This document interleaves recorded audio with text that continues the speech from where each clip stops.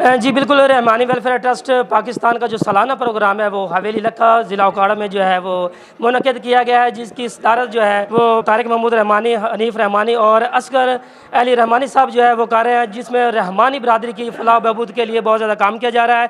मज़ीद हमारे साथ general secretary Rahmani welfare trust Asghar Ali Rahmani sahab मौजूद हैं, उनसे जानते हैं इनका क्या मकसद है, इस सालाना प्रोग्राम का क्या मकसद है। जी बहुत शुक्रिया, बहुत मेहरबानी इमरान भाई।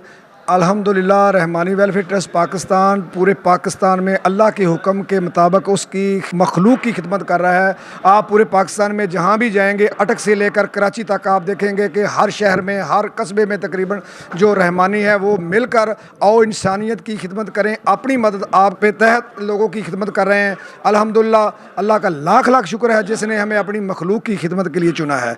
तो इसी हवाले से जो हमारे मुख्तलिफ पूरे पाकिस्तान में यूनिट हैं, उनकी कारकर्दगी को सराहने के लिए, उनको शाबाश देने के लिए सालाना प्रोग्राम होता है। कभी रावलपिंडी, गुजरांवाला, लाहौर और मुख्तलिफ पाकिस्तान के।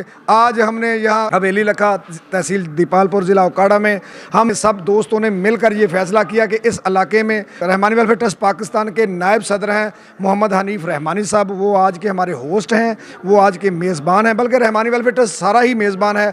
हमारे जितने यूनिट हैं, हम उनको शाबाश देने के लिए, उनको वेलकम कहने के लिए, उनके काम को देखने के लिए, उनको शाबाश देने के लिए यहाँ हम बुला रहे हैं। और इंशाअल्लाह ताला आज का प्रोग्राम एक यादगार प्रोग्राम होगा। जी बिल्कुल, उनका कहना है कि रहमानी बरादरी की फलाह बहबूद के लिए ऐसे जो प्रोग्राम है वो मुनक़िद करते रहेंगे।